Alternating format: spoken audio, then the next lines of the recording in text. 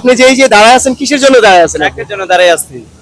চাকরি কি পাচ্ছেন আপনি? জি না, চাকরি পাচ্ছে না। আজকে থেকে প্রায় 3-4 দিন ধরে চাকরির জন্য দাঁড়িয়ে আছে, কিন্তু আমাদের চাকরি নিচ্ছে না। মানে নিয়োগ বন্ধ হচ্ছে, কিন্তু লইতেছে না, লোক লইতেছে না। বিসিক বলা হয়, তো এই বিসিক শহরের মধ্যে আপনার দেখা যাচ্ছে যে চাকরির খুবই সংকট, চাকরি পাওয়া যাচ্ছে না। অনেক শ্রমিক এখানে দাঁড়ায় আছে, অনেক শ্রমিকরা দাঁড়ায় আছে চাকরির জন্য, সকাল থেকে দুপুর পর্যন্ত দাঁড়ায় থাকে, তারা কোনো চাকরি পাচ্ছে না। আর যারা স্থানীয়, এখানকার যারা স্থানীয়, তাদের কাগজ তো অ্যালাউই করছে না, তারা কোনো চাকরি পাচ্ছে না। তো তারা যদি চাকরি না করে তারা কিভাবে চলবে? রুম ভাড়া দিবে কি করে, আর চলবে কি করে? তো সেই ক্ষেত্রে দেখা যাচ্ছে যে বাংলাদেশের এরকম দুর্ভোগ হচ্ছে। তো শোনা যাচ্ছে যে গাজীপুরে যে শ্রমিকগুলো আছে সেগুলো এদিকে বিসিক শহরে আছে, তো বিসিকে তো কোনো চাকরি পাওয়া যাচ্ছে না। তো এখানে এই ক্ষেত্রে কি বলা যায় দেখি আমরা, যে শ্রমিকগুলো আছে তাদের আমরা মতামত নেই, তারা কি বলে আমরা দেখি। আসসালামু আলাইকুম ভাই, আপনার নাম কি? ওয়ালাইকুম আসসালাম, আমার নাম মোহাম্মদ মেহেদী হাসান মাসুদ।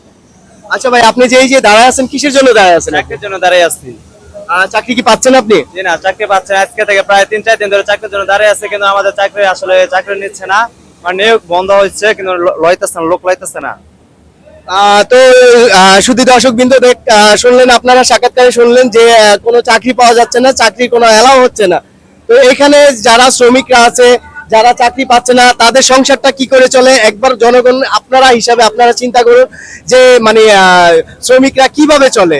তো আপনারা যদি লাইক কমেন্ট শেয়ার করেন তাহলে সবাই অবশ্যই জানতে পারবে যে বিসিক শহরটা খুবই খারাপ অবস্থায় যাচ্ছে, তারা কোনো চাকরি পাচ্ছে না, রুম ভাড়া দিতে পারছে না, দোকানের যে খরচাগুলো সেগুলো দিতে পারছে না, তাদের চাহিদা খুবই কষ্ট হয়ে যাচ্ছে।